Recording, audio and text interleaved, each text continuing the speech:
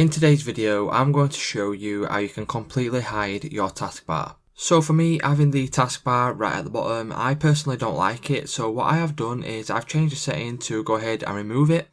So that just keeps all distractions out of the way once I'm getting on with my work. So the easiest way to do this is simply go to the bottom of the screen, right click on the taskbar, and then you'll see an option now for taskbar settings. If you click on taskbar settings, what that will do is it will bring up this window here.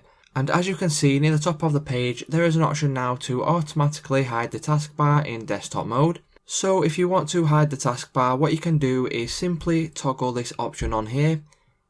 And then as you can see, what that will do is it will hide the taskbar unless you go near it, and then it will go ahead and show so you can switch between whatever applications you do have open. So that's how you can go ahead and hide your taskbar on Windows 10. If this video did help you out, please leave a like down below. Let me know if it helped you in the comment section, and I'll see you in the next video.